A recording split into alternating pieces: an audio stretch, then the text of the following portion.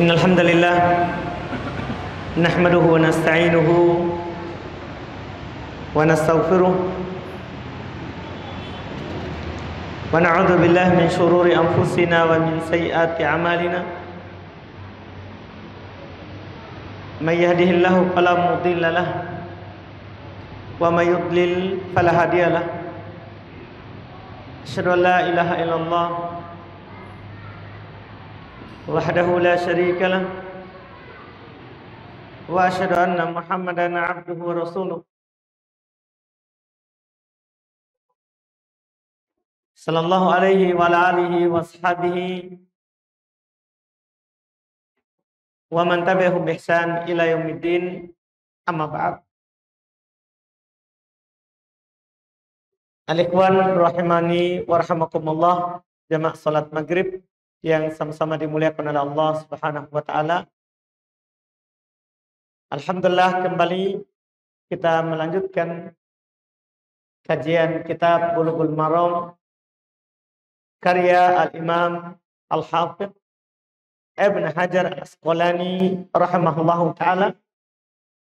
Kita masih di Kitabus Shalah, bab Al-Masajid, bab tentang masjid, dan rencana kita di malam hari ini akan selesaikan bab masjid.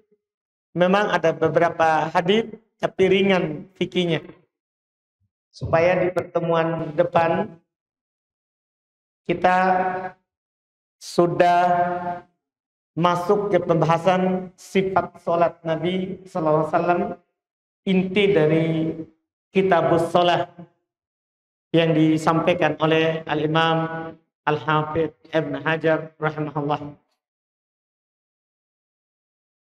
Kata beliau rahimahullah ta'ala di hadis nomor 245, wa an Abi Hurairah radhiyallahu ta'ala anhu qala ba'atsan nabiyyu sallallahu alaihi wasallam khailan faja'at birajulin farabatuhu bisariyatin min sawaril masjidi. Al-haditha muttafaqun alaih. Kata beliau dari Abu Hurairah radhiyallahu ta'ala anhu, beliau berkata bahwasanya Nabi sallallahu alaihi wasallam mengutus pasukan berkuda, maka mereka pulang kembali membawa seorang lelaki musyrik belum bersyahadat. Maka mereka mengikat di tiang dari tiang-tiang masjid. Maka mereka mengikatnya di tiang dari tiang masjid. Hadis ini satu judul untuk kita. Boleh nggak orang musyrik masuk masjid? Itu pertanyaannya. Boleh nggak orang musyrik dimasukkan ke dalam masjid? Orang kafir. Itu pertanyaannya. Jawabannya ada di hadis ini. Jawabannya ada di hadis ini. Secara umum boleh orang musyrik masuk masjid. Secara umum. Kecuali Masjid Haram Makkah. Karena memang Masjid Haram Makkah tidak boleh lagi masuk orang musyrik. Dari Nabi SAW taklukan sampai kita sekarang ini dan sampai nanti hari kiamat. Karena ketika Nabi SAW merebut Makkah dari orang-orang musyrik, maka itu kan terjadi di tahun ke-8 Hijriah.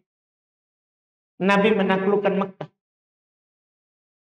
Di tahun ke-9, Nabi mengutus Abu Bakar dan Ali bin Abi Thalib untuk haji. Nabi tidak haji. Di tahun ke-9. Untuk mengumumkan bahwa di haji tahun depan tidak boleh lagi ada orang musyrik masuk. Tidak boleh lagi ada orang tawaf telanjang. Mulai dari saat itu, orang-orang kafir tidak boleh masuk haram Makkah. Apalagi Masjidil Haram. Ini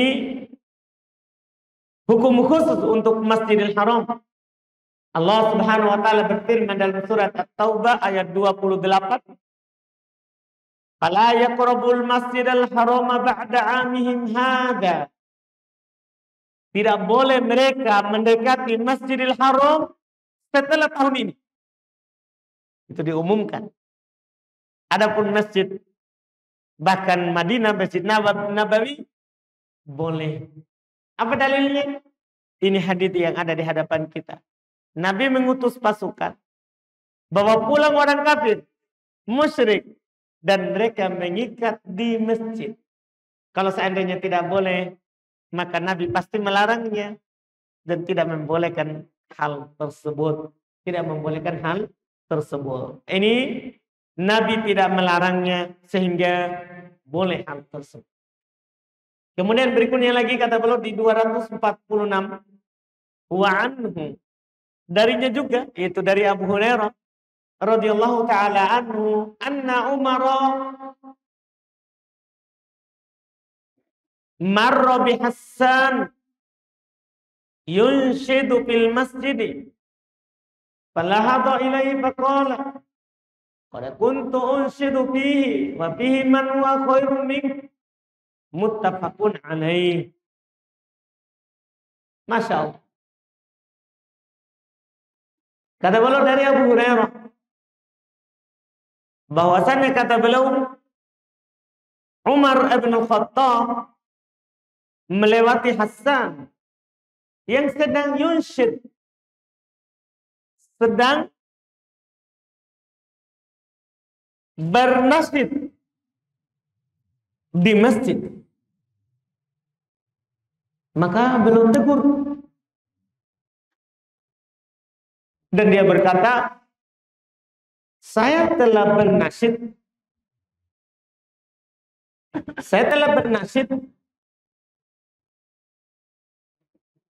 dalam masjid dan di dalamnya terdapat orang yang lebih baik dari kamu.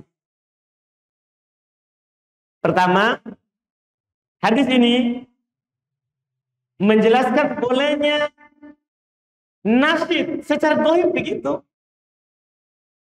Karena dia katanya bernasyid, Umar tegur, tapi dia bilang, saya telah bernasyid di hadapan orang yang lebih baik dari kamu. Saya tidak ditegur. Iya. Ini hadis. Hadis ini diambil mentah oleh orang yang mengatakan bolehnya bernasyid. Sekarang apa itu nasyid? Nasyid itu artinya adalah insyadu syair, yaitu mengucapkan syair. Bukan, jangan sampai ada yang katakan oh nasyid seperti yang dilakukan. Bukan. Ini syair. Apa hukum mengucapkan syair di masjid?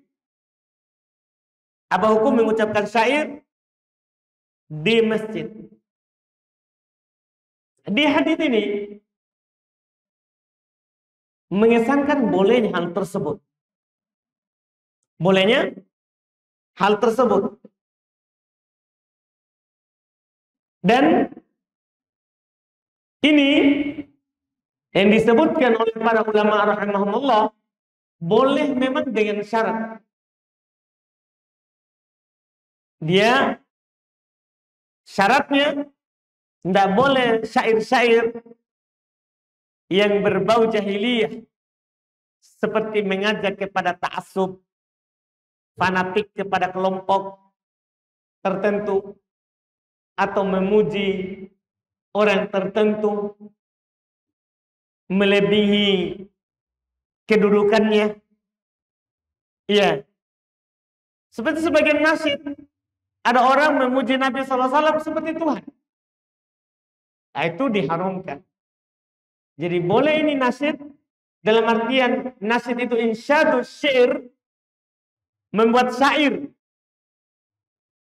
dan mengucapkan syair dalam masjid, dan syarat syair-syairnya itu tidak berupa gulu. Tidak berisi hal-hal yang berlebihan memuji seorang atau kelompok. Syarat pertama seperti itu. Tidak ada syair-syair yang berbau jahiliyah. Syarat kedua, tidak bernada musik. Sebagian orang sekarang dia dalil hadis ini berarti boleh bernasyid. Tapi nasyidnya sudah musik. Ya, syariat kita mengharamkan musik. Dan sampai kita berambil hadis ini terus pergi menghalalkan nasyid. Dalam artian nasyid yang bermusik. Seperti nada musik, ada aturan musiknya. Walaupun tidak disertai oleh musik, tapi pakai aturan musik. Yang kita maklumilah. Orang membuat musik itu ada aturannya. Ada undang-undangnya. Yang mereka yang tahu. Itu diharamkan. Karena syariat Islam mengharamkan musik. Syariat Islam mengharamkan musik. Tidak ada perselisihan. Tidak ada silang pendapat antara mazhab Imam 4 akan haramnya musik. Walaupun orang bilang musik Islami. Walaupun orang bilang musik Islami. Tidak ada. Sepakat Imam 4. Musik haram. Musik haram. Jadi jangan dipahami boleh bernasyid terus kita pergi buat nasyidnya bernada musik. Itu enggak. Ini syarat daripada bolehnya membuat syair. Dan boleh kita mengucapkannya dalam keadaan dilantunkan. Dengan syarat tidak berisi syair-syair jahiliyah.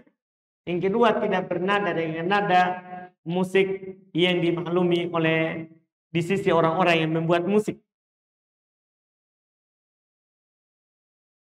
Kemudian hadis berikutnya lagi. Wa'an darinya juga dari Abu Hurairah masih.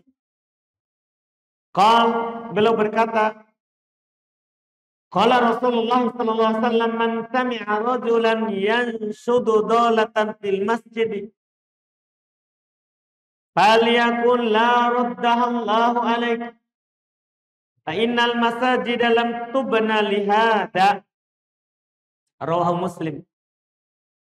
Kata beliau dari Abu Hurairah radhiyallahu taala anhu, beliau berkata Rasulullah sallallahu alaihi wasallam bersabda, siapa yang mendengar seseorang mengumumkan kehilangan di dalam masjid, maka ucapkanlah semoga Allah tidak mengembalikannya.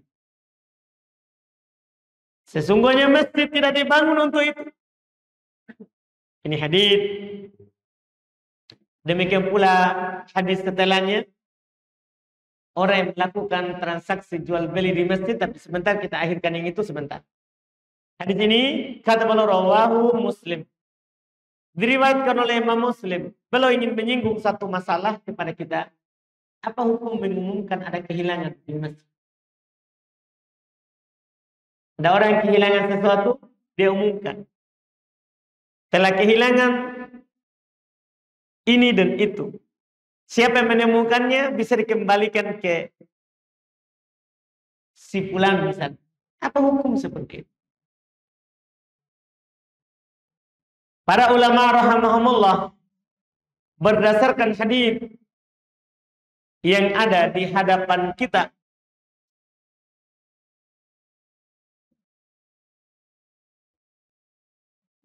menjelaskan bahwa haram mengumumkan kehilangan di masjid. Berkata disebutkan oleh Al-Imam As-Sun'ani di dalam kitab Subulus Salam Syarah Bulughul Maram, beliau naskan alat tahrimi wa adamil jawaz. Haramnya mengumumkan kehilangan di masjid dan tidak dibolehkan hal itu. Berdasarkan hadis tadi, kalau ada orang yang mengumumkan kehilangan di masjid, doakan tidak dikembalikan. Itu Nabi yang suruh, doakan supaya tidak dikembalikan. Bahkan lebih tegas dari itu, ada hadis diriwayatkan oleh Imam Ahmad dari Amr ibn Shu'aib, dari bapaknya, dari kakeknya. Beliau berkata, anan Nabiya sallallahu alaihi wasallam menaha an tunsyadad dola fil masjid. Nabi sallallahu alaihi wasallam melarang untuk mengumumkan kehilangan di masjid. Tapi bagaimana kalau sebaliknya? Bukan kehilangan, ada barang ditemukan. Kan beda. Kalau kehilangan kan ada barangnya hilang, dia umumkan di masjid. Kalau sekarang bukan barang hilang, tapi ada barang ditemukan. Gimana kalau yang itu? Boleh nggak kita umumkan telah ditemukan barang? Itu sisi yang kedua. Juga disebutkan oleh Al-Imam Al-Munawi rahimahullah di kitab Faidul Qadir.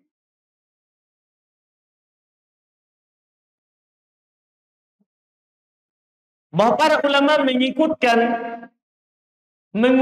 telah ditemukan barang kepada mengumumkan barang hilang. Sama hukumnya. Sama hukumnya. Oleh karena itu Imam Syafi'i rahimahullah ta'ala beliau berkata, karena sama hukumnya, kan sama-sama mengumumkan kehilangan. Cuma satu mengatakan telah hilang, satu mengatakan telah ditemukan. Kan sama-sama barang yang hilang. Mereka samakan hukumnya. Oleh karena itu sekali lagi kata Imam Nawawi rahimahullah dan kata orang Syafi'iyah secara umum, bukan hanya Imam Nawawi, kalau ada barang yang hilang jangan umumkan di masjid, tapi di pintu masjid. Tapi di pintu masjid. Gimana caranya? Macam-macam. Bisa digantung di pintu masjid, di luar, atau bisa ditempel memang di luar. Bahwa kalau ada kehilangan, hubungi si fulan pengurus masjid. Diumumkan memang. Supaya nanti kalau ada barang yang hilang, dia ke situ. Kalau ada, alhamdulillah. Kalau tidak ada, berarti orang lain yang.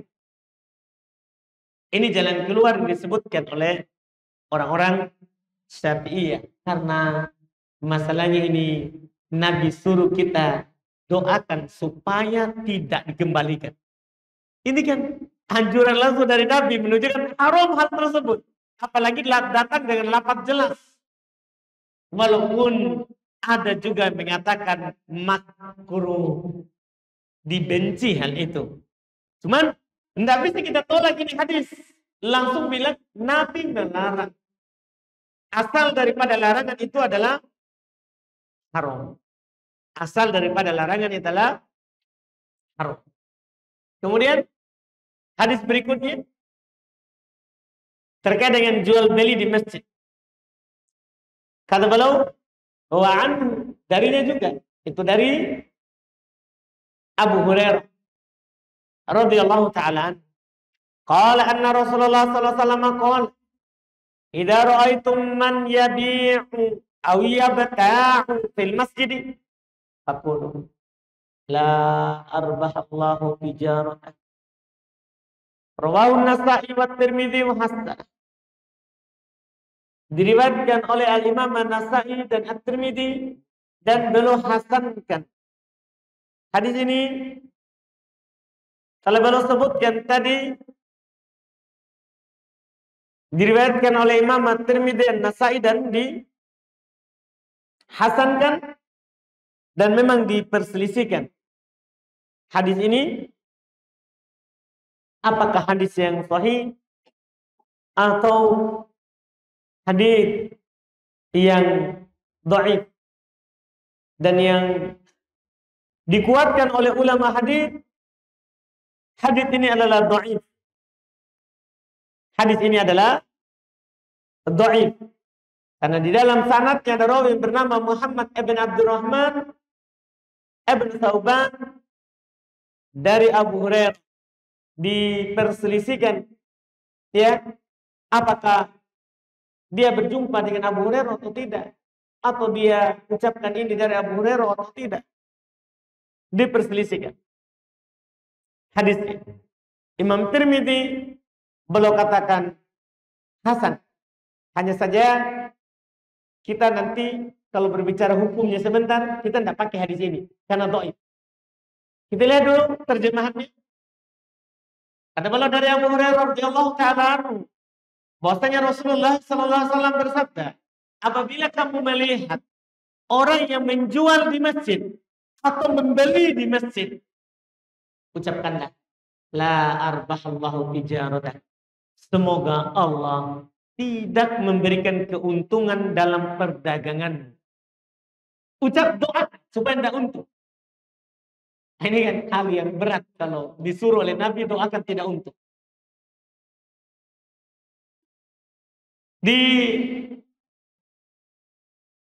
Disebutkan oleh para ulama berdasarkan hadis ini, jual beli di masjid hukumnya haram. Paling rendahnya makruh. Kenapa bisa ada yang bilang makruh? Karena Nabi cuma minta menyuruh kita doakan. Nabi tidak larang. Itu ada yang mengatakan makruh. Hanya saja hadis yang ini dhaif, sanad ini. Ada hadis yang menunjukkan haramnya dan ini lebih terang, yaitu dalam hadis yang diriwayatkan oleh Imam Ahmad, Abu Dawud, dari Amr ibn Shu'aib, dari ayahnya, dari kakeknya. Beliau berkata, anna Nabi sallallahu alaihi wasallam naha anil baiti wasyirafil masjid. Beliau berkata, Nabi sallallahu alaihi wasallam melarang untuk melakukan transaksi jual beli di masjid. Melarang.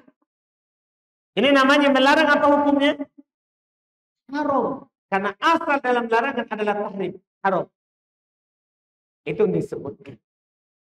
Itu yang disebutkan dan ini adalah tentunya sangat jelas sekali terkait dengan hukum yang kita pegang, bahwa jual beli di masjid itu diharamkan. Itu diharamkan. Karena lafadznya Nabi melarang. Bukan hanya sekedar doakan supaya tidak untung. Tidak. Nabi melarang untuk melakukan bai', jual, syira, beli di masjid. Jadi Nabi melarang dua. Menjual dilarang di masjid. Membeli dilarang juga di masjid. Itu tidak dibolehkan. Iya. Kadang sebagian kita tidak menjual, tapi kadang membeli. Habis pulsanya di masjid, langsung dia pesan di masjid. Itu namanya membeli. Haram dilakukan dalam masjid. Haram dilakukan dalam masjid. Kalau mau, keluar. Kalau mau, adalah keluar.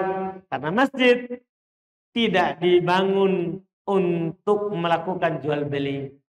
Masjid tidak dibangun untuk melakukan jual beli.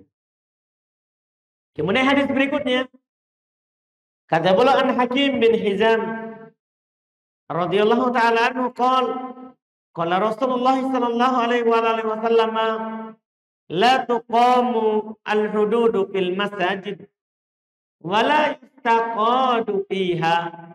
Rawahu Ahmad wa Abu Dawud bisanadin dhaif. Kata beliau dari Hakim bin Hizam, beliau berkata Rasulullah SAW bersabda, tidak boleh ditegakkan hudud, yaitu hukum di dalam masjid. Ada pencuri dipotong tangannya kalau hukum Islam. Ya, ada pezina dirojam. Ya, ada perampok. Kalau perampok lebih dari pencuri ya, itu lain hukumnya. Dia dipotong tangannya secara bersilang. Atau diasingkan dari tempat tinggal. Kalau masih mencuri lagi, dipotong lagi secara bersilang. Kalau merampok. Karena rampok lebih daripada mencuri. Iya. Ini tidak boleh dalam masjid itu dipakai. Dia ditegakkan di luar masjid. Wala yastaqadu fiha. Tidak boleh pula kisos di masjid. Kan kisos, ada orang dipatahkan gigi saudaranya, kan harus dikisos juga, dipatahkan giginya juga. Tidak boleh di masjid. Ada orang dia robek telinganya temannya. Maka kan hukum Islam di kisah juga, dirobek telinganya juga. Ada orang cabut kuku saudaranya. Di kisah juga dalam Islam, dicabut juga kukunya. Nah, itu semua tidak boleh di masjid. Itu juga tidak boleh di masjid. Hadisnya ini, kata beliau riwayat Imam Ahmad dan Abu Dawud, tapi dengan sanad yang dhaif. Memang hadisnya dhaif, hanya saja ada hadis yang lain lebih sahih. Kita tidak pakai ini hadis. Hadis dhaif. Ada hadis lain Nabi sallallahu alaihi wasallam katakan innama buniyatil masajid lima buniyat lah. Masjid itu dibangun untuk alasan dia dibangun untuknya. Yaitu Nabi sebutkan di hadis lain, dia hanya untuk baca Quran, salat, zikir kepada Allah, itu fungsinya masjid, bukan untuk menetapkan hukum. Oleh karena itu, para ulama rahimahumullah taala mengatakan haram kisos di dalam masjid. Kalau mau kisos di luar masjid, paling rendah hukumnya adalah makruh. Paling rendah hukumnya adalah makruh. Kemudian berikutnya, kata beliau an Aisyah radhiyallahu taala anha, qalat usiba Sa'dun yaumul Khandaq. Fadaraba alaihi Rasulullah sallallahu alaihi wasallam qaimatan fil masjid liya'uda min qaribin muttafaqun alaihi. Masya Allah. Kata beliau dari Aisyah radhiyallahu taala anha, beliau bercerita saat beliau termasuk yang kena musibah di perang Khandaq. Maka Nabi SAW membuat untuknya tenda di masjid supaya Nabi bisa mengunjunginya dari dekat. Hadis ini kata beliau riwayat Bukhari Muslim. Penunjukannya satu, bolehnya membuat tenda di masjid kalau dibutuhkan, seperti ada yang sakit atau itikaf, ada orang sedang itikaf, boleh bertenda di masjid. Atau sebentar akan disampaikan oleh beliau hadis yang lain lagi, kalau ada tamu tidak punya tempat tinggal, boleh disuruh tinggal di masjid, boleh tidur di masjid. Kita baca hadis berikutnya, kata beliau hadis ketiga sebenarnya, kita baca lagi hadis ini 251. Wa darinya juga, itu dari Aisyah radhiyallahu taala anha qalat, beliau berkata, ra'aitu Rasulullah sallallahu alaihi wasallam yasturuni wa ana anzur ila al-habasyati yal'abuna fil masjid. Al-hadits muttafaqun. Beliau berkata, saya melihat Rasulullah SAW menjadi tirai untukku, maksudnya menjadi penutup saya.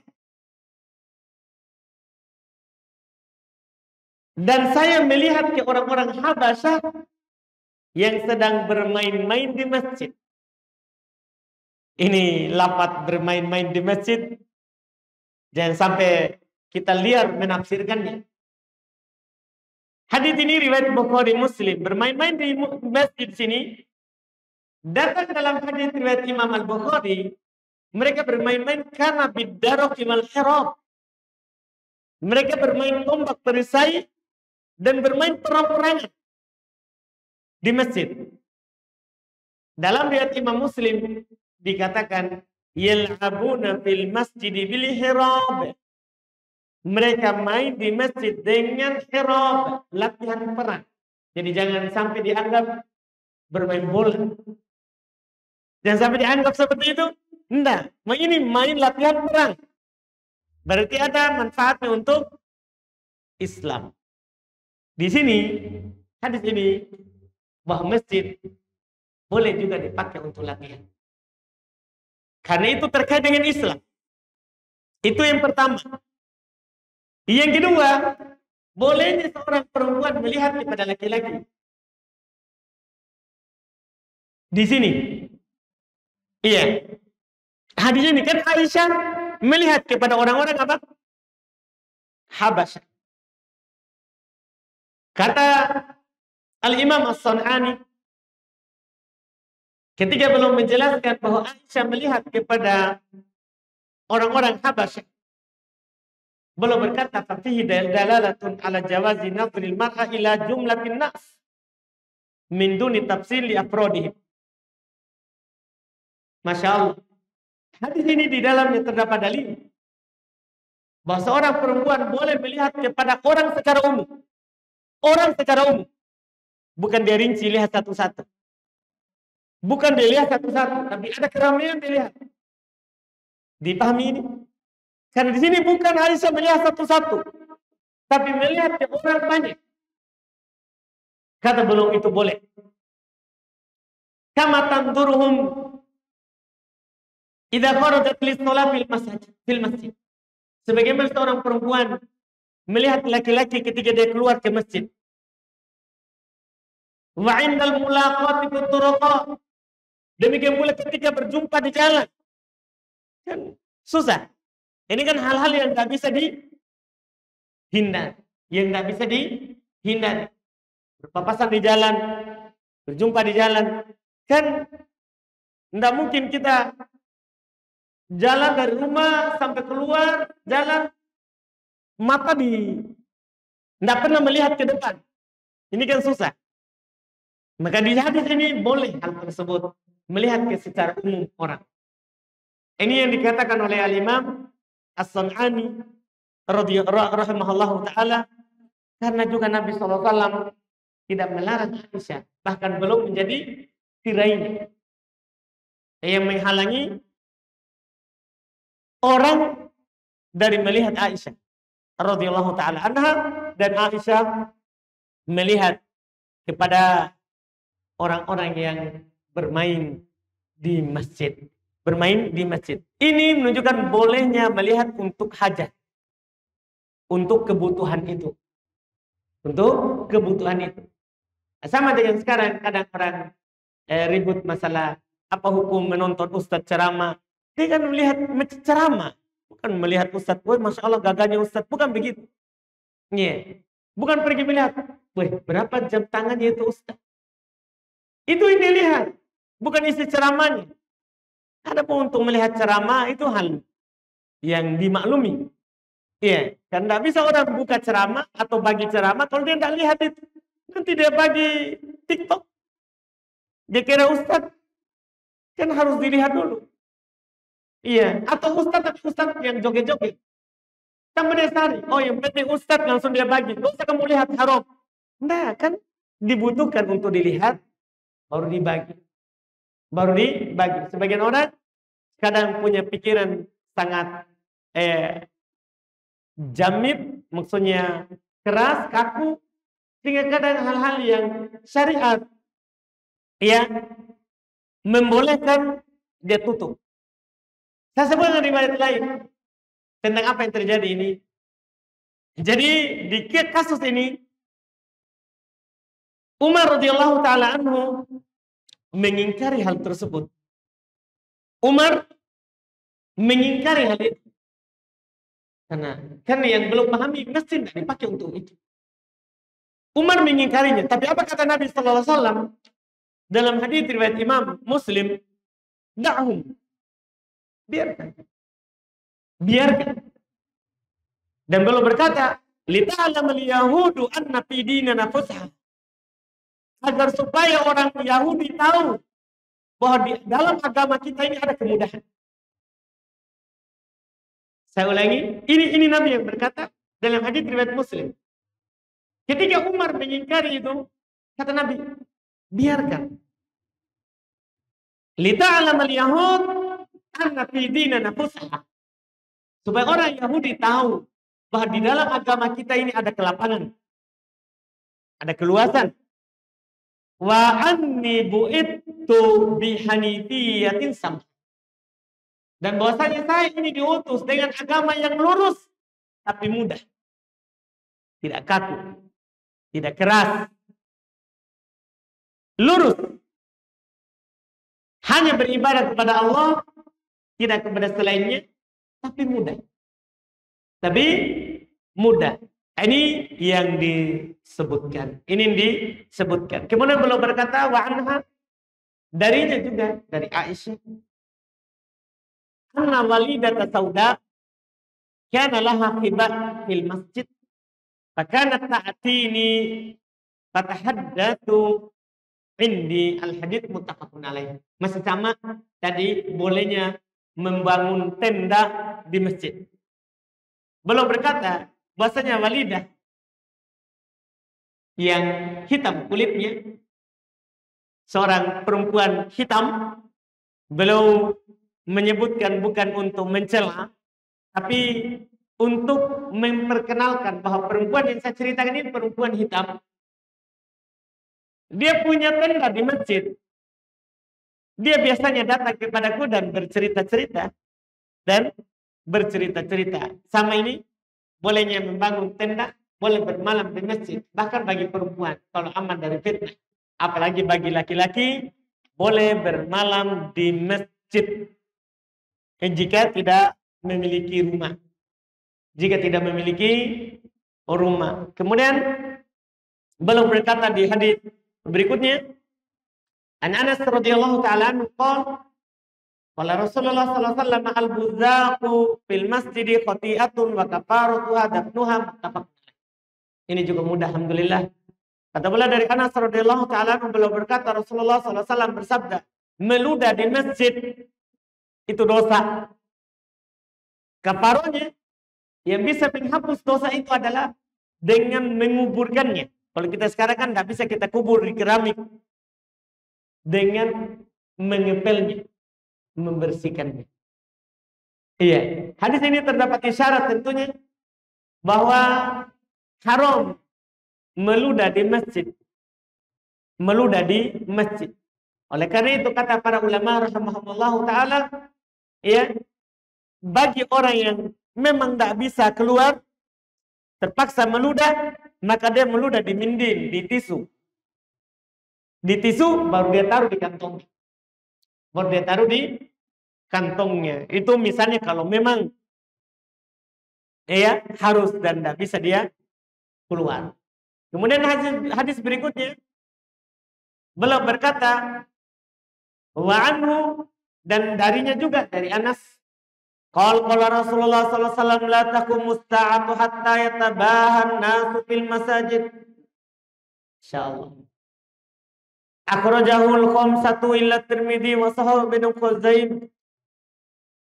Kata beliau dari Anas radhiyallahu ta'ala anhu, beliau berkata, Rasulullah sallallahu alaihi wasallam bersabda, tidak akan bangkit hari kiamat sampai muncul orang-orang yang berbangga-bangga dalam masjid. Di sini beliau jelaskan ya makruhnya, bahkan tidak dibolehkannya untuk berbangga-bangga dengan masjid yang kita punya. Dalam artian di sini berbangga-bangga artinya kata para ulama, kita mengeluarkan uang yang banyak sampai mubadzir, tidak dibutuhkan kita bangun untuk berbangga-bangga saja kepada dari masjid lain. Berbangga-bangga saja dari masjid yang lain.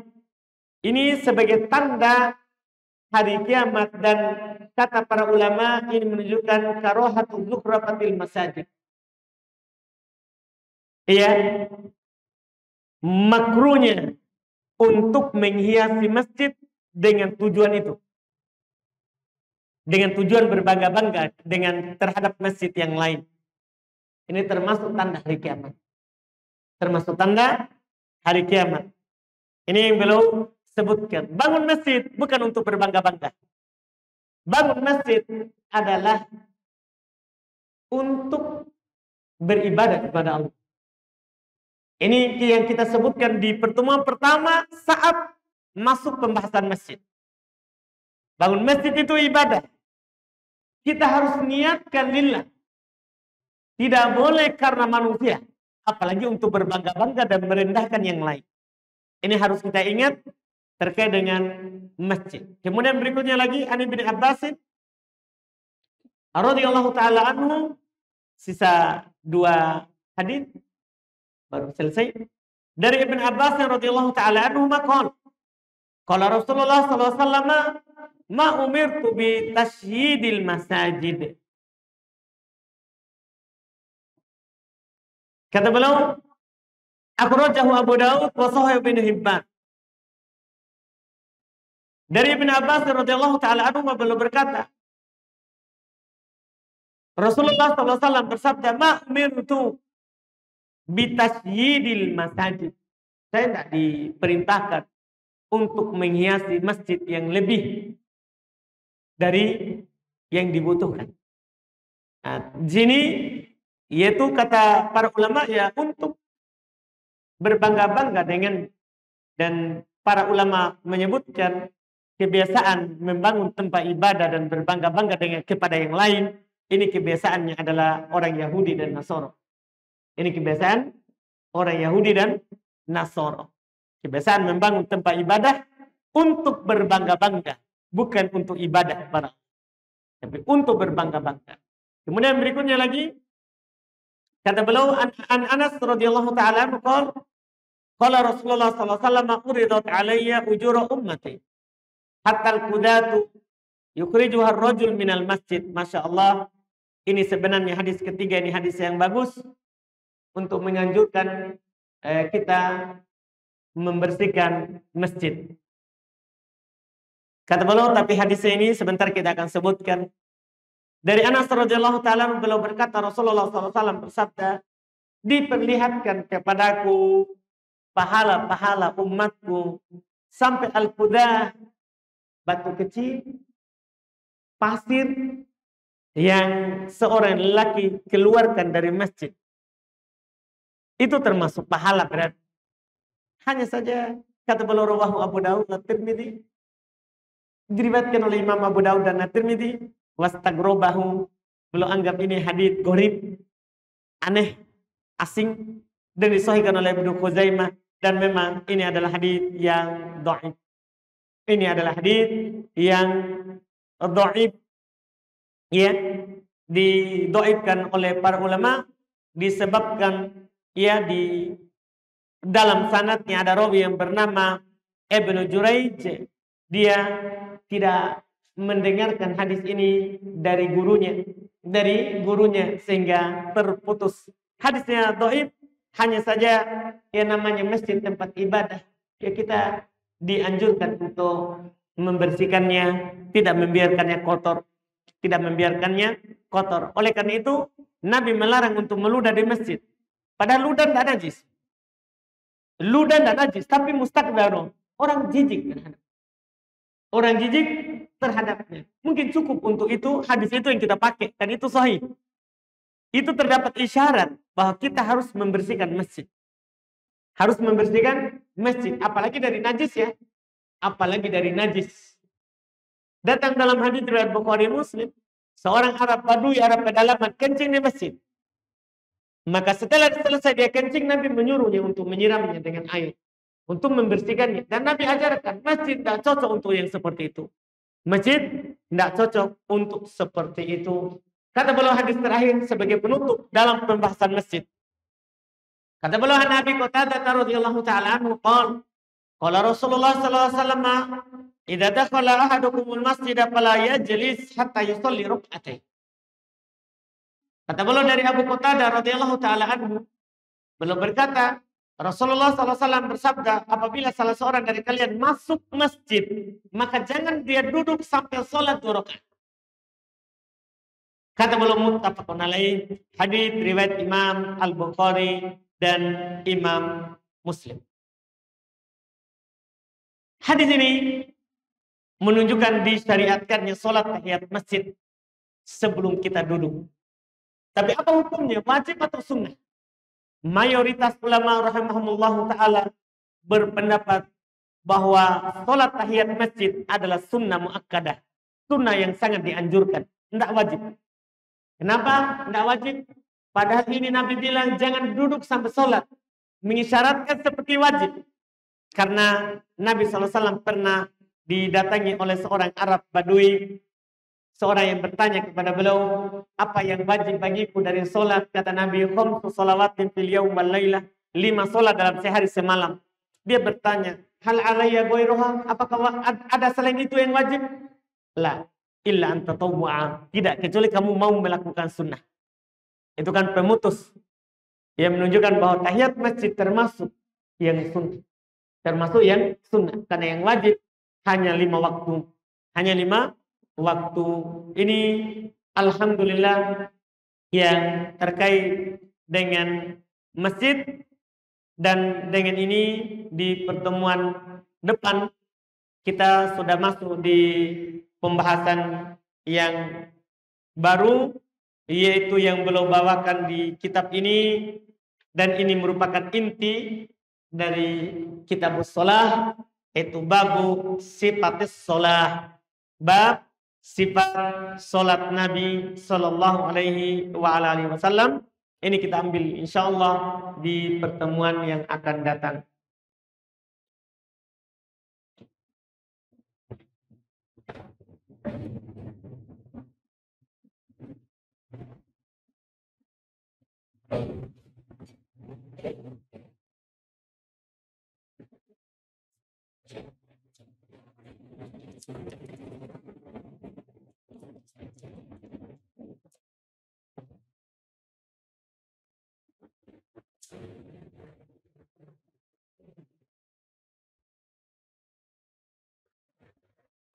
Sini ada pertanyaan.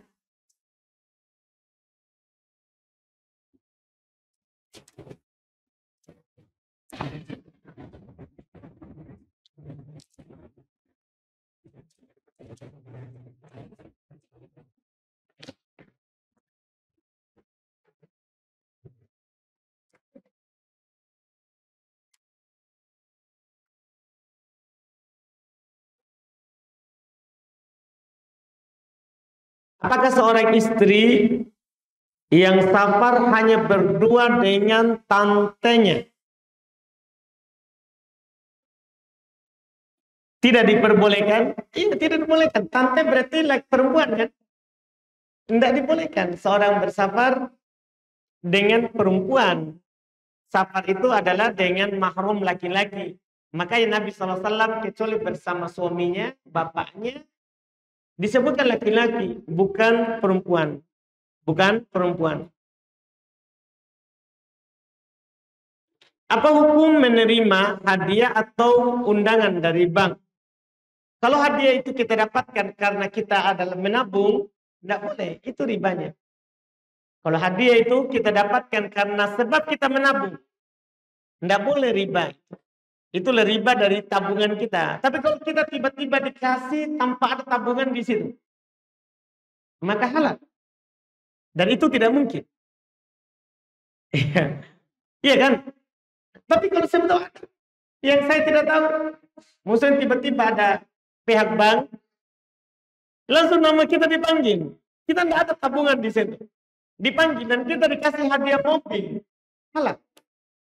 Tapi karena kalau kita adalah orang yang menabung uang di situ, kemudian kita dapat hadiah, maka itu haram.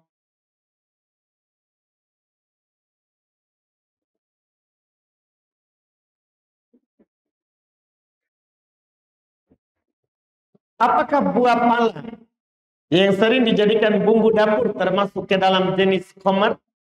Buah pala, kalau buah pala dimakan langsung itu memabukkan, maka dia khamar. Haram. Tapi kalau jadi bumbu masakan, masakannya halal. Saya ulangi, buah pala kalau langsung dimakan, karena buah pala memabukkan berdasarkan penelitian. Ketika dimakan langsung, buah palanya kita gigit, kita makan, kita kunyah, haram. Tapi kalau dimasukkan di bumbu masakan, masakannya halal. Masakannya halal, wallahu a'lam. Apa hukum memakan ulat lebah? Kalau menjijikan, tidak boleh. Kalau tidak menjijikan, boleh.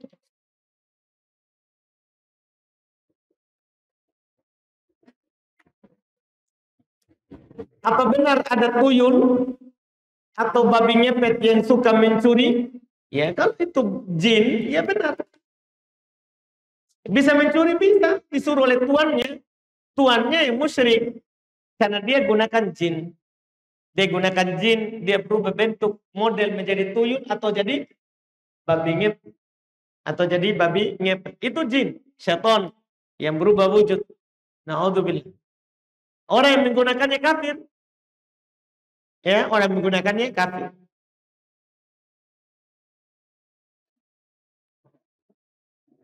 Apakah orang yang sudah meninggal atau orang tua mengetahui apa yang dilakukan, yang diperbuat anak-anaknya di dunia? Wallahu a'lam.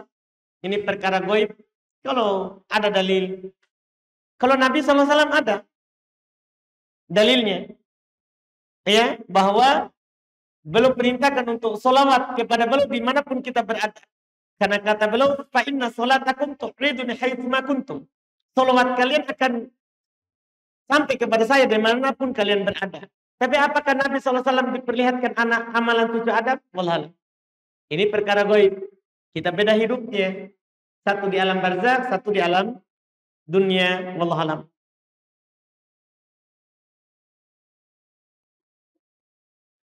Bolehkah masjid dipakai sebagai tempat istirahat selain daripada menunggu waktu sholat? Boleh. Ashabus suffah, orang-orang yang tidak punya tempat tinggal, mereka disuruh tinggal di masjid. Di masa Nabi Shallallahu Alaihi Wasallam.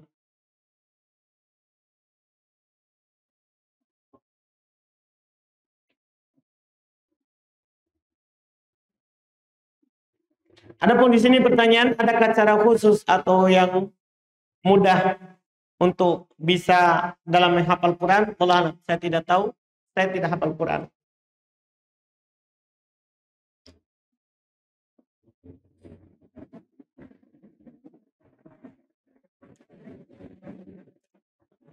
Saya bekerja di salah satu masjid sebagai tukang bersih masjid. Tapi di masjid tersebut kadang ada perayaan bid'ah seperti maulid. Tapi saya tidak pernah mengikutinya. Cuman membersihkan masjid tersebut saja. Bagaimana hukum saya kerja di masjid tersebut? Kerjanya halal selama kerja di masjid. Adapun mereka yang merayakannya itu salah mereka. Itu adalah salah mereka.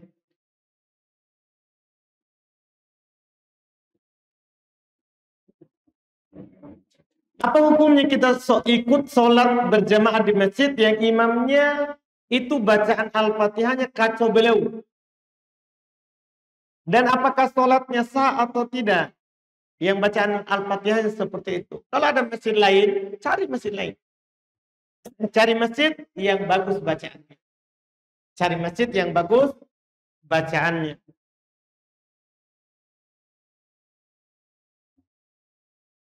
Bagaimana hukumnya melakukan transfer dengan beda bank yang mengenakan biaya tarif? Apakah itu terhitung riba? Tidak. Itu kan biaya.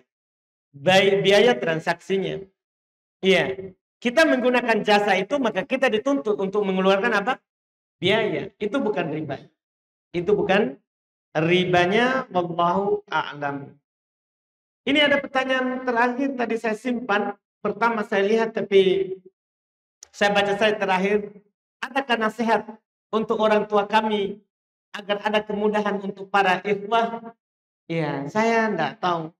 Nasihat itu kan kita harus tahu orangnya. Jangan sampai kita kasih tahu begitu nasihat, ternyata orang tua kita enggak cocok untuk nasihat itu. Karena Nabi kita Muhammad SAW itu memberikan nasihat itu tergantung orangnya yang datang meminta nasihat. Meminta nasihat. Tidak sama semua orang yang datang nasihat beliau.